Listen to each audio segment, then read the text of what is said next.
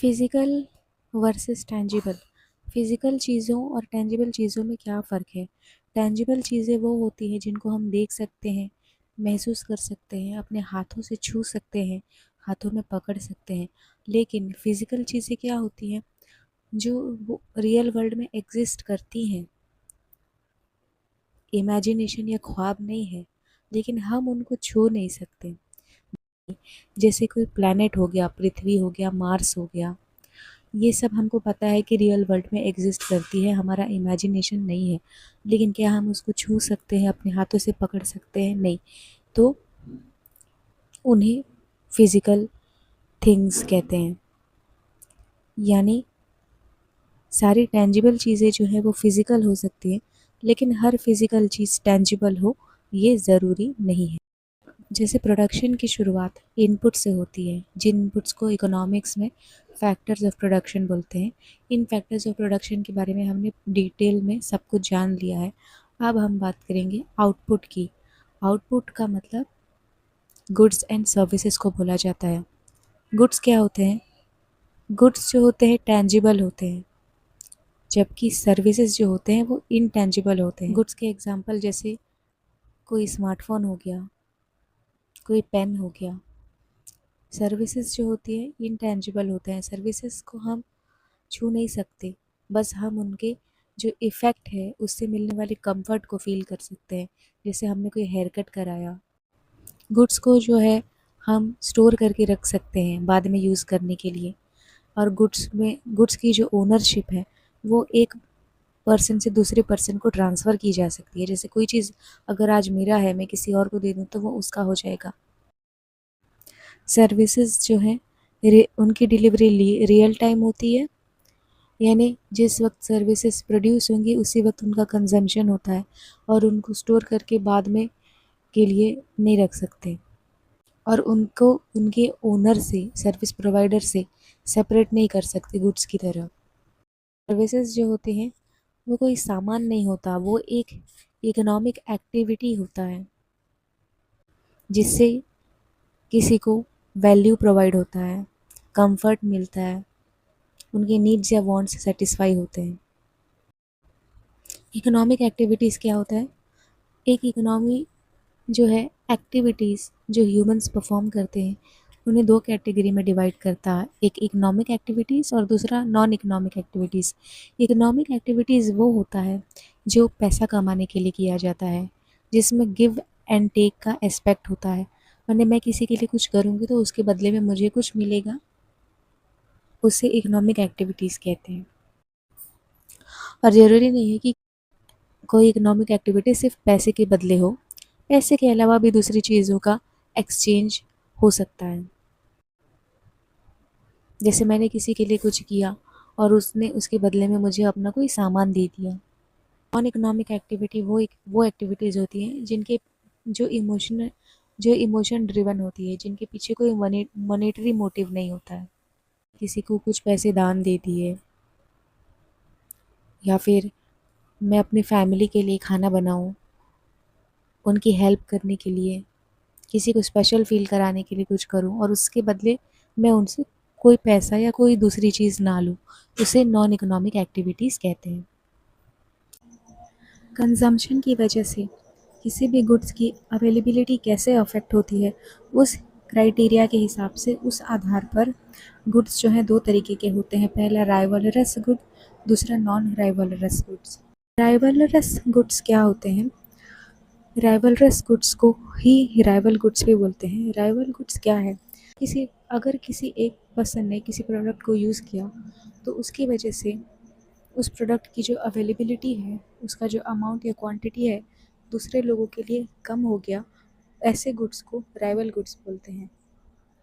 अगर हमने मान के चलो राइवल गुड्स का 1 यूनिट कंज्यूम किया तो उस गुड का एग्जैक्ट सेम यूनिट कोई दूसरा इंसान कंज्यूम नहीं कर सकता। जैसे एक एप्पल है, अगर उस एक एप्पल को मैंने खा लिया तो कोई भी उसी सेम एप्पल को जिसको मैंने खाया है वो नहीं खा सकता, क्योंकि वो एप्पल ख़त्म हो चुका, कंज्यूम हो चुका, और उसका कंजम्पशन मैंने कर लिया।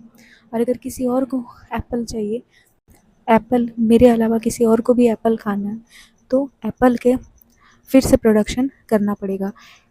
ऐसे गुड्स को राइवल गुड्स बोलते हैं। नॉन राइवलरस गुड्स क्या होता है? नॉन राइवलरस गुड्स को नॉन राइवल गुड्स भी बोलते हैं।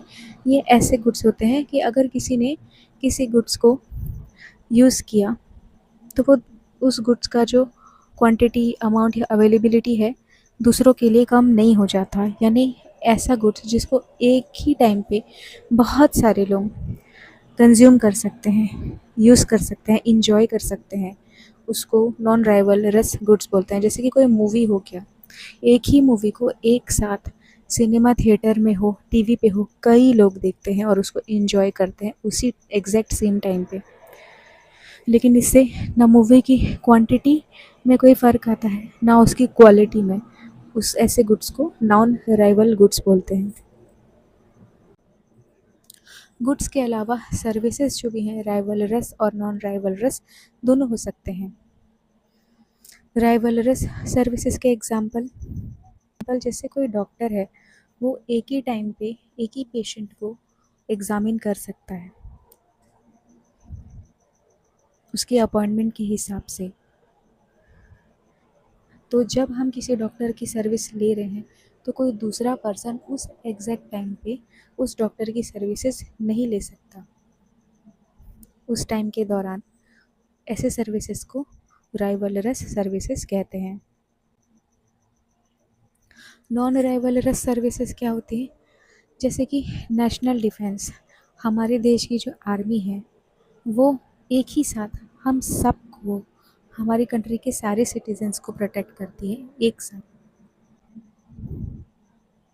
अगर मुझे आर्मी से, हमारे देश की आर्मी से प्रोटेक्शन मिल रहा है, इसका मतलब ये नहीं है कि किसी और सिटीजन्स को कम प्रोटेक्शन मिल रहा है। ऐसे सर्विसेज को नॉन राइवलरस बोलते हैं। कोई इंसान किसी पर्टिकुलर गुड्स को खरीद सकता है या नहीं, या अगर खरीद भी सकता है तो उसको खरीदना चाहता है या नहीं, उस हिसाब से गुड्स जो है दो तरीके के होते हैं, एक्सक्लूडेबल और नॉन एक्सक्लूडेबल।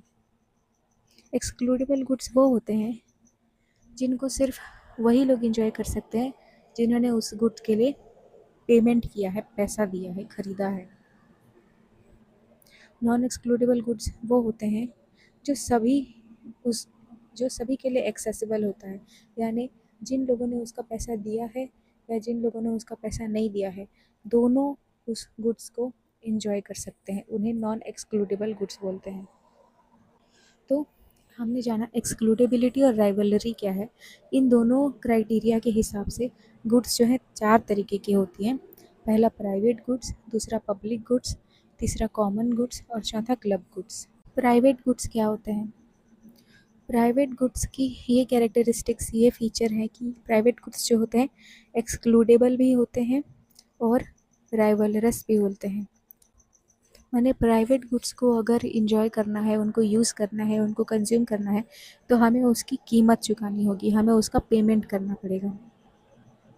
और जो उसका पेमेंट नहीं कर सकता वो उस गुड्स को यूज़ नहीं कर सकता।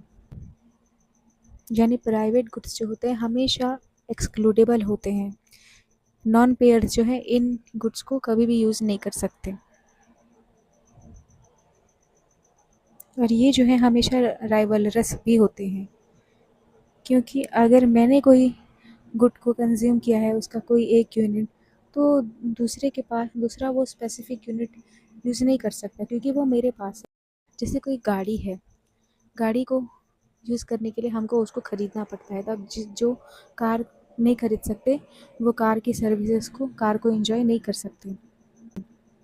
और जो अगर कोई कंपनी है वो कार बनाती है, मान के चलो 10 कार उसने बनाई है, तो अगर एक कार मैंने ख़रीद ली तो बाकियों के लिए जो है सिर्फ 9 कार बच जाएगी। यानी मेरे एक यूनिट उस कार के कंज्यूम करने से, ख़रीद लेने से बाकियों के लिए उसकी अवेलेबिलिटी कम हो गई।